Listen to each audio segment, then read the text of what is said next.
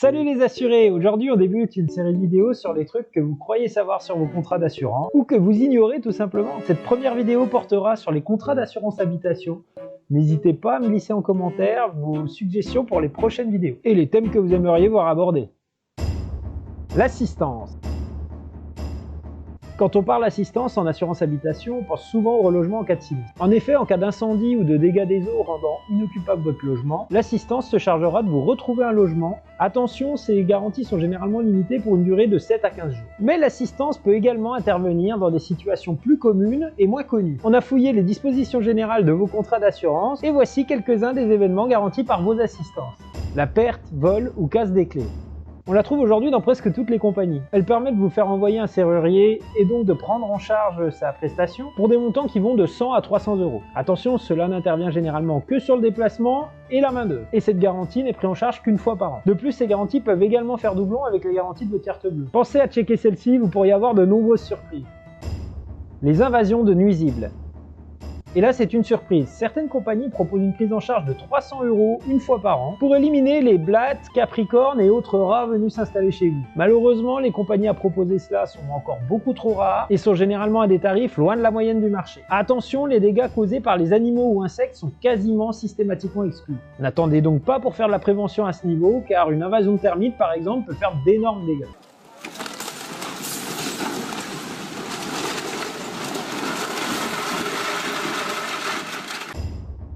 Panne et dysfonctionnement des installations fixes.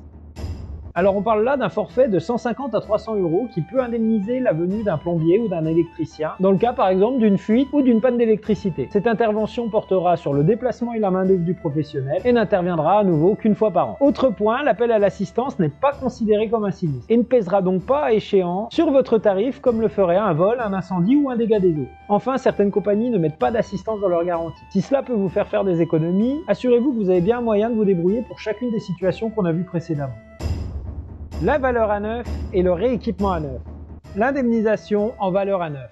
On est là dans un bel abus de langage. Derrière ce nom rassurant, il n'y a en fait qu'un complément d'indemnisation voulu par l'État et qui est donc aujourd'hui obligatoire dans tous les contrats d'assurance, malgré que certains conseillers le vendent comme une garantie exceptionnelle.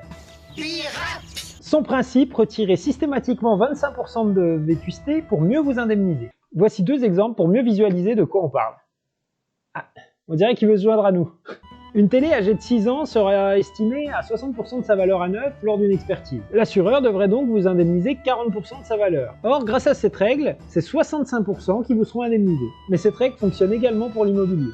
Alors pour mémoire, l'immobilier, c'est tout ce qui est accroché au mur ou au sol et qui ne peut pas être retiré sans endommager le mur ou le sol sur lequel il est fixé. Par exemple, le papier peint. Un papier peint qui aurait par exemple 7 ans se verrait appliquer une vétusté de 90%, soit 10% indemnisé par l'assureur. Grâce à la règle sur l'abattement de vétusté, l'assureur vous indemnisera donc 35%, ce qui est bien loin des 100% représentant sa valeur réelle. Notez enfin qu'il existe bien un moyen de se faire indemniser en valeur à neuf, au prix du magasin. Cette garantie s'appelle généralement le rééquipement à neuf et permet, quel que soit l'âge de votre bien, de l'indemniser dans la valeur de remplacement en cas de sinistre. Mais là encore, attention, dans certaines compagnies, ce rééquipement à neuf ne fonctionne que dans la limite d'un certain nombre d'années, par exemple 8 ans sur le mobilier.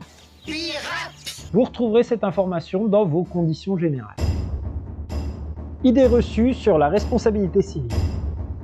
La responsabilité civile est une garantie souvent obscure pour nos assurés. Il s'agit de la garantie qui vous protège au cas où vous causiez des dommages à un tiers, que ces dommages soient matériels ou corporels. Alors première situation, la responsabilité civile, circulation en trottinette électrique. Celle-ci n'est jamais garantie d'office dans votre contrat d'assurance habitation. Et ce, que vous soyez propriétaire de la trottinette et même si vous la louez. Il faudra donc souscrire un contrat séparé de votre contrat d'assurance habitation garantissant uniquement la responsabilité civile en trottinette électrique.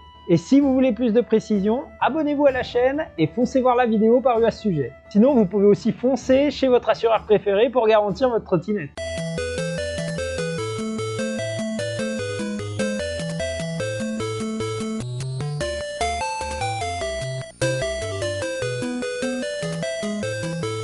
Alors autre point souvent abordé par les assurés, la responsabilité civile ne vous indemnisera pas sur les objets que vous possédez. En effet, celle-ci ne va indemniser que les tiers pour les dommages que vous leur causez. Donc si vous faites tomber votre téléphone ou écraser les lunettes de votre conjoint, ça ne fonctionne pas. Pour le téléphone, vous pourrez le faire indemniser via la garantie bris d'appareil électronique. Enfin, la garantie responsabilité civile va intervenir pour les dommages causés aux autres enfants par vos enfants à l'école ou lors des sorties scolaires, mais pas dans le cas où vos enfants se blessent tout seuls. Et si vous voulez plus de précision, abonnez-vous à la chaîne et foncez voir la vidéo parue à ce sujet.